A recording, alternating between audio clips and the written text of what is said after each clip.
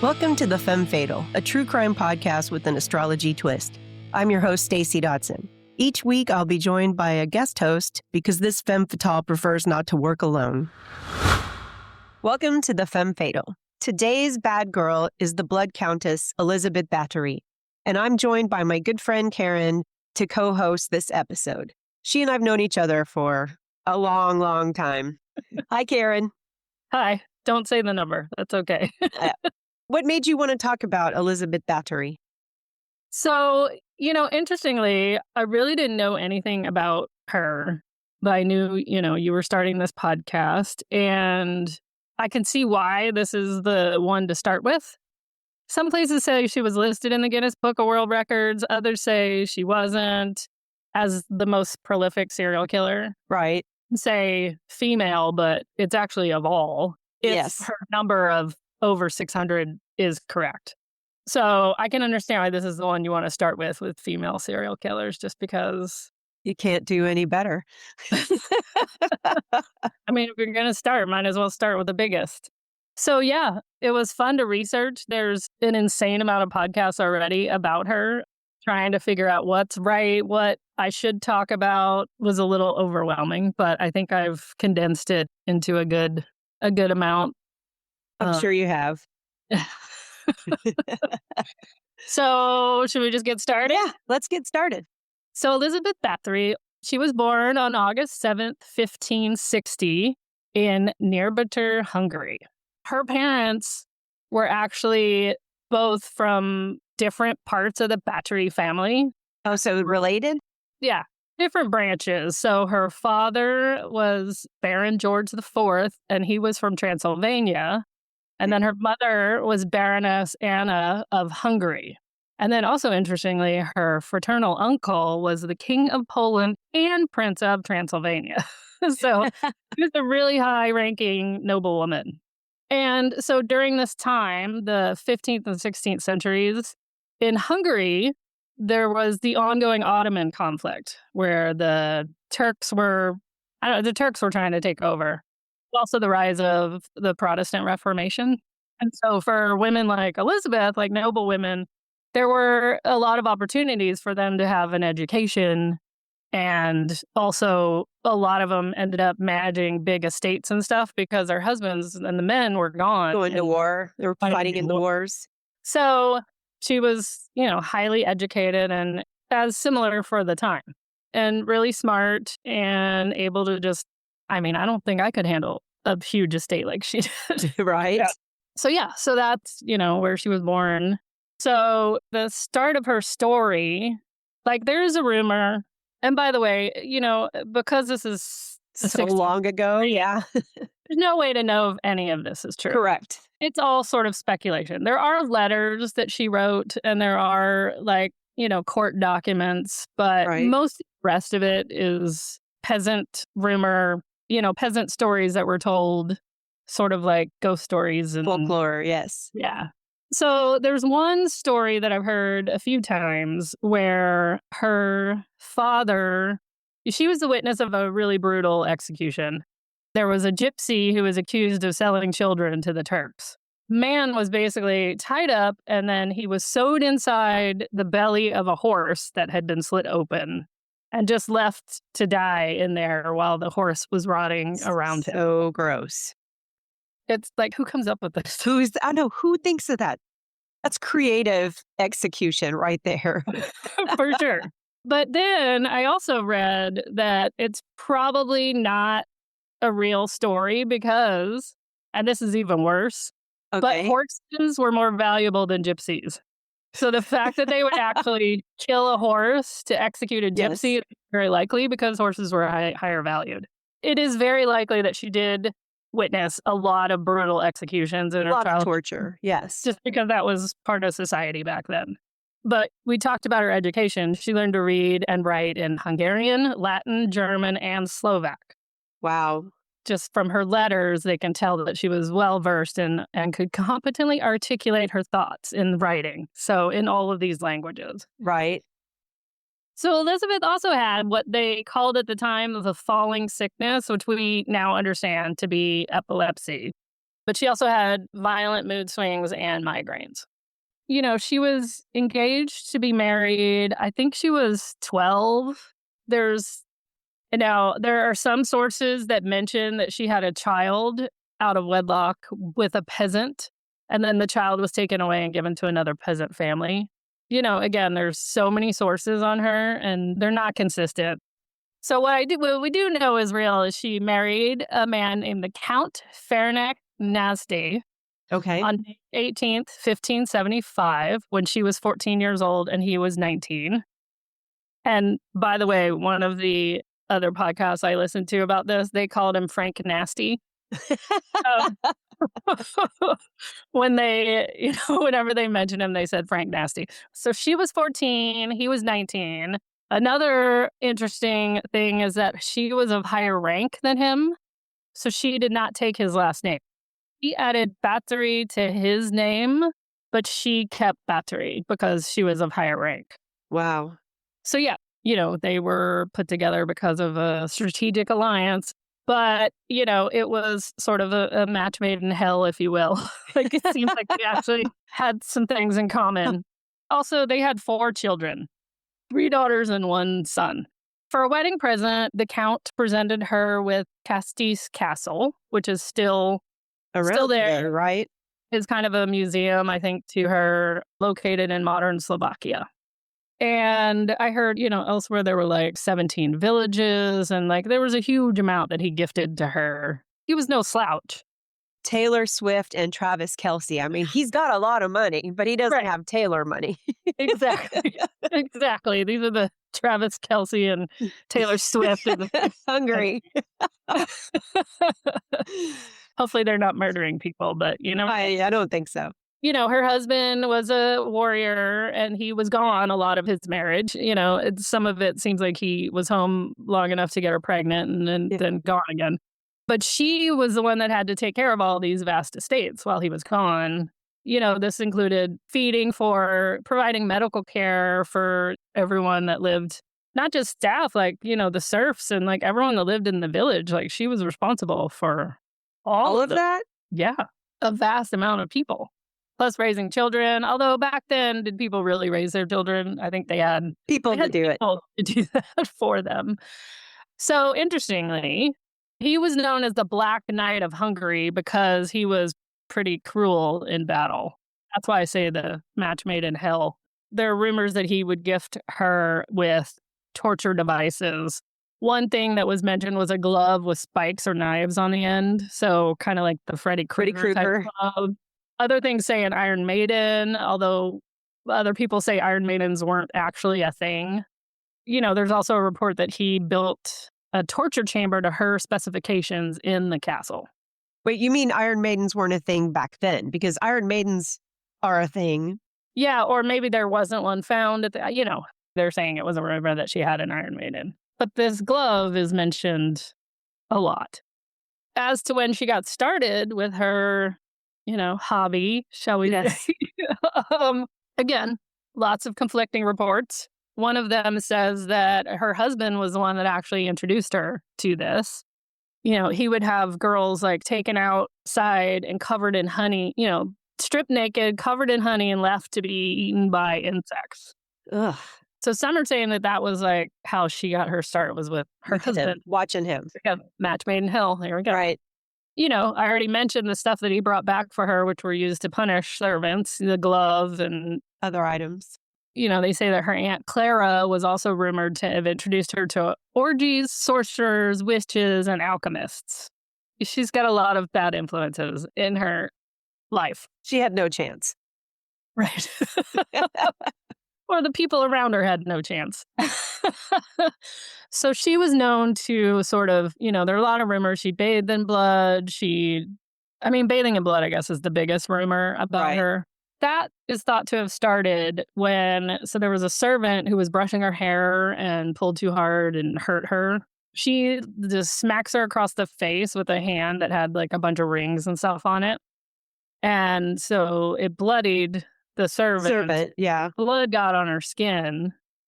And supposedly when she wiped the blood away, her skin was like noticeably smoother and whiter.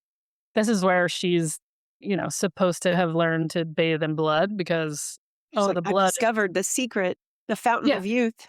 Yes, the blood has made me younger. But also, when you think about it, bathing in blood isn't really a possibility. How much blood you would need, like you would need multiple people at the same time. And also blood coagulates really quickly. So you'd just be like in this sticky mess. Like, She might have just poured it in water. there were other things that just said that bathing in blood kind of came from because she would beat these people so severely that she would be covered in their blood. And then, like, maybe that was like she didn't actually fill a bathtub. She just was bathing in it from being splashed on her. Ah, okay. Showered in blood. More showered in blood than bathing in blood. So she started off with the peasants, and being a noblewoman, while it was frowned upon to kill peasants, it wasn't actually illegal. As long as it wasn't a horse. Peasants, okay. Right. Horses are more valuable. Yes. But yeah, she was able to kill peasants at will because, she's a noblewoman. Again, it wasn't illegal. So no one really noticed. At some point, her husband dies, and they were married for 29 years, which seems like a long time. They lived a long time for back then. Yes. Yeah. He dies. She's taking care of the estates. And at some point, there's two conflicting things here. She needs money. Yeah. So she starts this thing called a gynecium, or a finishing school, which is for the daughters of lesser nobles, to educate them and things. Right. Now, another report says that one of her servants or companions, as she was getting older, because obviously 29 years, age is starting to show, this other person supposedly tells her that it's because of the peasant's blood and now she needs noble blood in order to keep herself young. So there's two things. Either she needs money, so she starts a school, or she starts it because she needs noble blood. Okay.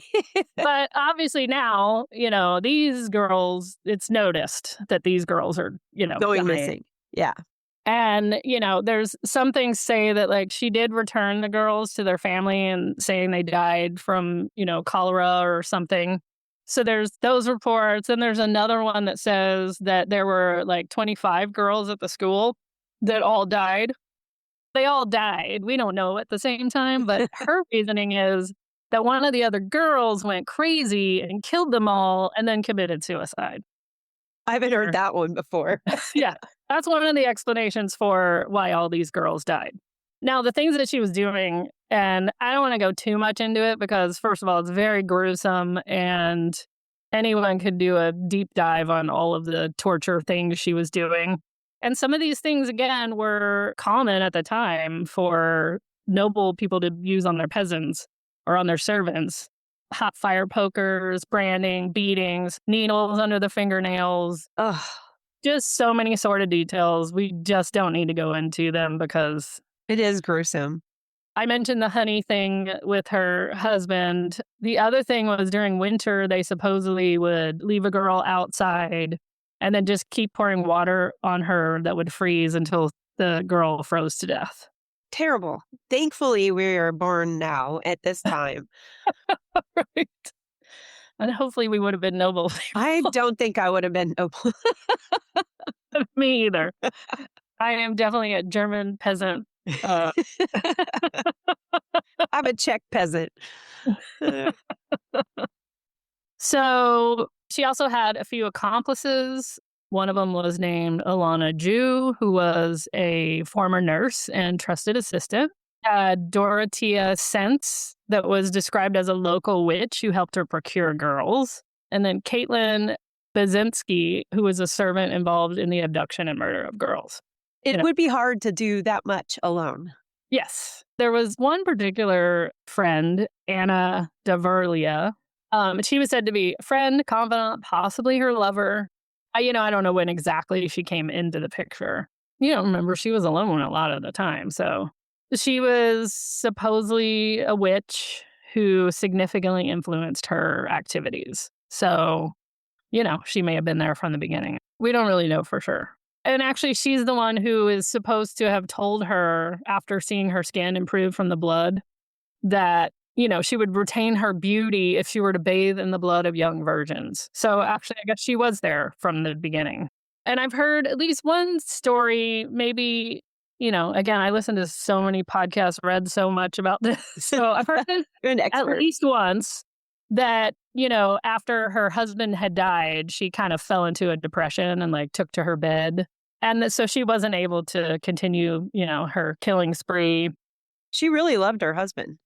Yeah, it sounds like it. It sounds like it, yeah. At least for the time, and so she had Anna bring her a young servant while she was in her bed. And Anna like lifted her over her, and Elizabeth then like basically bit her and tore her flesh. I've heard it a couple times. I don't know if that's, again, peasants creating ghost stories. So one fun fact that I discovered was that a treatment at the time for the falling sickness or epilepsy that Elizabeth had was coat the lips of the afflicted person with blood of someone who didn't have epilepsy. So part of me wonders, is this where this whole myth comes from that, they were actually treating her epilepsy? As someone who has epilepsy, that was never prescribed to me. I just take a little pill. Yeah, I would hope not. I mean, I saw something else about a piece of a skull. I couldn't really figure out what that meant. My HMO did not cover that. Right. Yeah. Blood of someone else coating your lips with blood. Maybe someone saw this treatment happening or, who knows? But that was an actual treatment that they used back then. So there you go. That could be part of it. Okay, so she's killing all these women, young women, virgins, bathing in their blood, whatever. Before her husband died, he entrusted his wife and heirs to this guy named Gorgi Thorzo. And this guy is the one who would eventually lead the investigation into Elizabeth's so-called crimes at the behest of King Matthias II. Now, there are supposedly over 300 witness statements that were collected by the two notaries that were hired by Thorzo. This is where, like, the actual evidence stuff is. There are actual transcripts of the trial. I say trial, but, the case, I guess. All these witness statements. I think there are actually, I listened to a woman who I think actually, like, translated all of these documents. But again, these are, like, people, peasants in the town. Again, we've already talked about how they probably created all these ghost stories. So there was one witness who claimed that she had found a diary where Elizabeth had written down the names of all the people she supposedly killed. And this is where the 600 or 650 names number were in comes there. From. This witness says they found this diary, and that's how many were in there. First of all, did she actually number them, or did this person go and count them all? And how detailed did she get? And also, that diary has never been found. So I heard someone else say that the person that claimed this was a child who was, getting big attention by, like, talking. So it was just inflating things and, Anyway, so that's where the number comes from. Elizabeth didn't actually have a formal trial, but there were a handful of people who provided supposed firsthand accounts. There were 3 men that were supposed to have worked with her, and they were not tortured. It was common at the time to torture witnesses to get their statements. They thought it would be truer, unlike actually the other way. You're more likely to get, say what they want to hear, so they stop. So the 3 women that I already mentioned, that Ilana, the Catalin, I don't have the name of the other one, but they were actually tortured. But they were all convicted and executed. All the supposed accomplices were convicted and executed. And Elizabeth, now again, it's kind of weird to figure out why, because some people say if she had been convicted, so the King Matthias, owed Elizabeth a lot of money. And, it was time for him to pay up. And so some reports say that if she had been executed, the debts would be wiped out. But what actually happened was she wasn't executed. Instead, she was kind of put on house arrest. Right. Walled up in a, room or in a part of her castle with holes for air and then, like a hole for food to be delivered. And when that happened, his debts were wiped out. Because I read one account that said when this happened, he confiscated everything. Like he came in and like took everything. But then other things say her family did. Like her family came in and basically divided up her property. Either way, it was all stolen. It was all stolen. All her land was stolen. Outside of the castle where she was Right. entombed. Whether it was from the king or it was from her family, supposedly like in-laws and whatever came and stole like jewelry and stuff while she was entombed or, you know, whatever, I guess, house arrest. Yeah. And then she was there for 4 years and then she died at the age of 54. I mean, I guess maybe the blood worked. Maybe just being noble, you had better food and better health. And, you know, she was sick. So it's not like she was like the picture of health. So Right. But she was Yeah. sort of Yeah. mentally sick. bathing in blood worked. Maybe it did. I'm not going to go try it though. I read something interesting. There's a academic at Cambridge. I'm going to try to say her name correctly. It's Anushka Bailey. And she has a theory that Elizabeth might have been a victim of what is called a stitch up, like a frame job. She thinks that, kind of along with your story with people going and stealing money, that Elizabeth was highly educated. She had all of this stuff in control and power. And at that point in time, you know, they didn't want women to have that much power. So she sort of thinks that Elizabeth set up a school, like you mentioned, that there is, you know, stuff about the school, and educated these girls and smuggled them out in coffins under tunnels in the castle, because apparently there's a lot of tunnels. She also bought like 26 million euros worth of clothing from Italy, and all of this happened after her husband passed. These girls that were of noble descent and just unmarried because the war, like a lot of men died in the war, so they were unmarried, and she just helped them go get a better life somewhere, provided them with clothes, educated them. And they said that when they went into the castle, they only found one body, one actual body, but they found like a printing press. And so like she could have, you know, 4 languages she could have put out Right. information. So Anushka Bailey is trying to prove her innocence.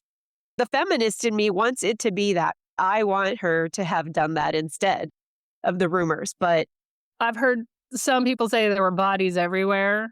So accounts say, yeah, what you said. There was actually one body and then one person who was injured or dying but hadn't died, which kind of goes to the, you know, where I mentioned the medical care. Like she was responsible for the medical care for all of these people. Think about what medical care meant back then. You know, you broke your finger, they would chop it off. You know what I mean? Like, it wasn't like what we think of as medical care. It was brutal. I mean, it's highly possible that that was where some of these rumors came from. For me, it was the fact that the king was the one that ordered this investigation and he owed her a lot of money. That's right. like the shadiest part of this whole story. Agreed. Regardless, we're still talking about her today, and that's pretty amazing. They say like Dracula was actually based on, you know, the stories of her bathing in blood, which makes more sense now that you said her family was from Transylvania too. So Yeah. that could easily be inspired. They also say that Snow White, the evil queen, was based off of I was her going to as say well. that too. Yeah, I saw that as well, that the evil queen, when you Google her, like there are things that come up that say like Elizabeth Báthory versus Vlad the Impaler. But also a lot of the stuff that was written about her wasn't done until like 100 years after her death. And I think Dracula might have been 200 years after her death. But, you know, again, that's where we're like, who knows what is Who real? knows what's true, right? I was going to jump into pop culture, right? So there's a Swedish metal band just named Battery. Like that's what they named their band. And they kind of started the black metal music scene there. There's also Slayer wrote songs about her, Venom, Cradle of Filth, Ghost wrote some songs about her. But then, of course, my favorite is Susie and the Banshees. They wrote a song called An Execution, and it is inspired by the horse incident you talked about in the beginning, the torture. So I'm going to read the lyrics. It's not a very long song, and I'll just read it real quick. So this is what she saw. The unsuspecting horse was held fast to the ground, whilst some soldier slit open its belly. The guilty gypsy was shoved inside the horse's belly. with only his head protruding from the dying beast. Another soldier then sewed up the wound with the culprit inside, condemned to die, along with the putrefying animal screaming. The young countess looked up, barely restraining a giggle. So, Oh. inspired a cool gothy song. I also wanted to mention in reading all of these accounts, I think it's the princes of the time were called voivodes. Yeah. You remember there's a band named Voivod. Voivod, yeah. I That's didn't funny. really look and see if that's where it came from, and that obviously isn't just for this story. but Right. In Hungary, that's what they were called. Kept hearing that, like the voivods. I was like, oh, I wonder if that's where that name came I from. wonder. We'll have to dig that up. So, I'm going to also talk about some movies that she influenced. Two that I watched before we did this podcast. One is The Countess. It was made in 2009 and it was written, starred, directed, and she did the music by Julie Delpy from one of my favorite Gen X romance movies, Before Sunrise, you know. The film gets a lot of praise for being more of a historical depiction of Elizabeth and less about the vampire myth. It really tries to humanize her and ground the story in politics. Like you mentioned, you know, the king owed her money, power, gender dynamics. I rented it on Prime, but you can also stream it on AMC Plus. So it's free if you guys have AMC Plus. But in this version, her husband dies pretty early on and Elizabeth begins a love affair with a much younger man. And because of her power and the fact that the king actually owes her money, certain men, especially her cousin, who is also the father of her lover, yes, ew, start scheming to take her land. And so people actively interfere to keep Elizabeth and this younger man apart. And she believes that he ghosted her because she's older.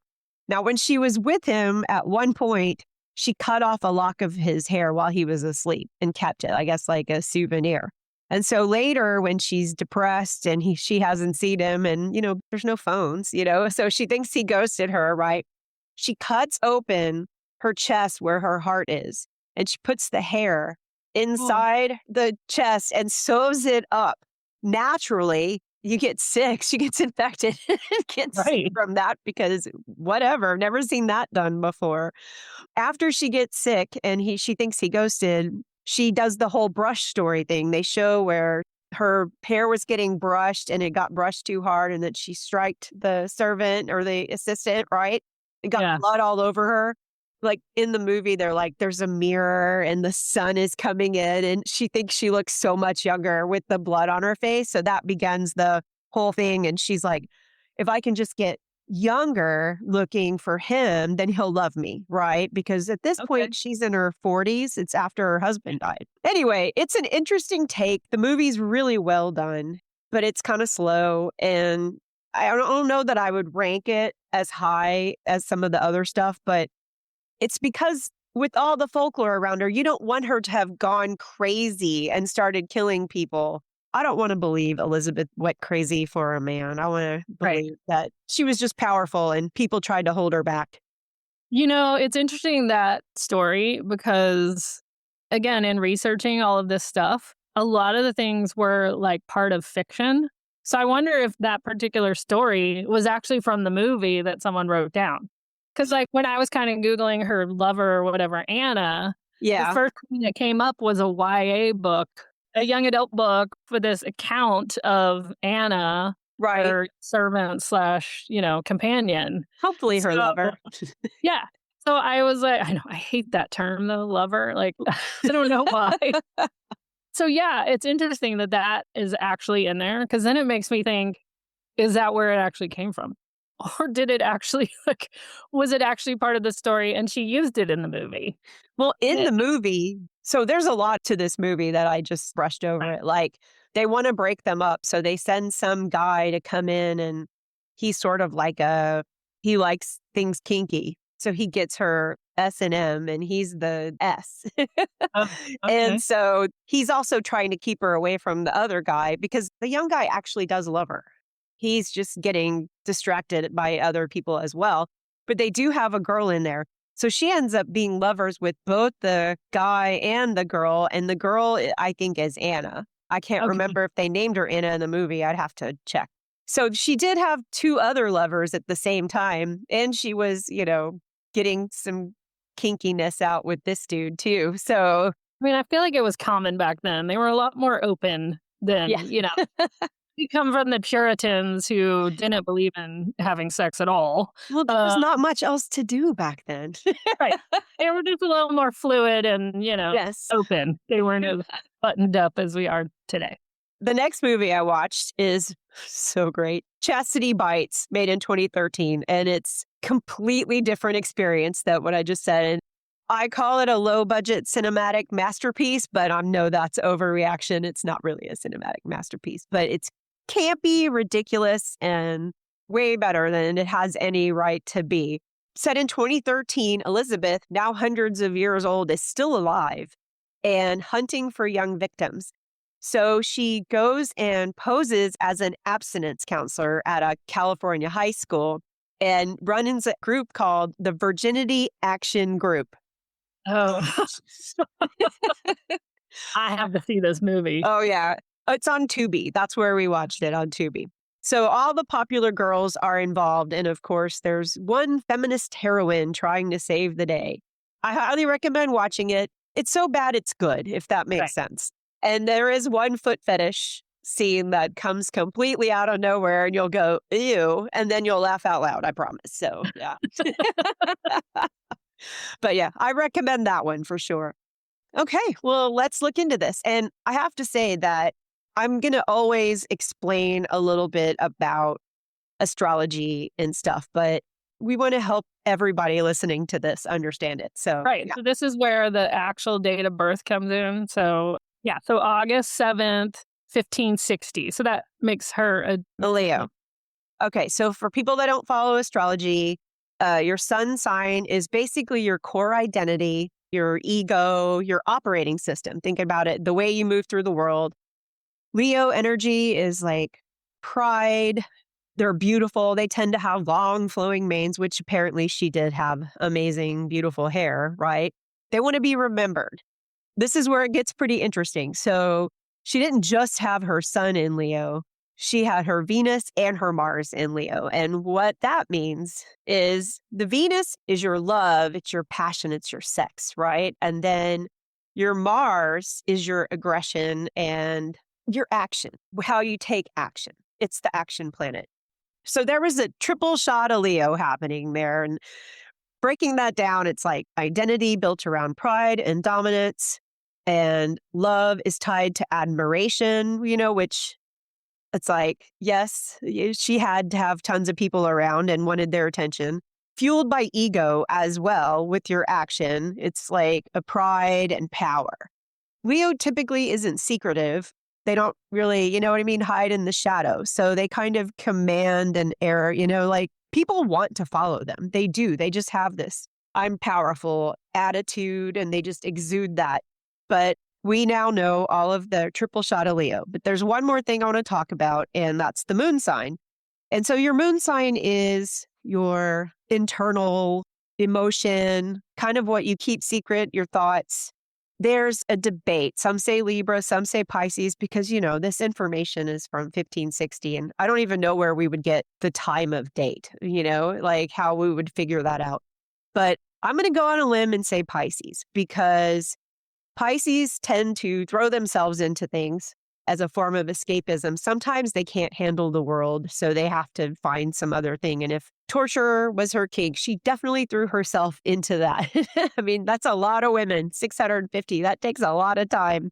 So yeah, that's a lot of Leo. Thank you so much for coming and doing this. This is my first one, and I've really been wanting to do this for a long time. And I'm pro-female, so I want to make it all about women.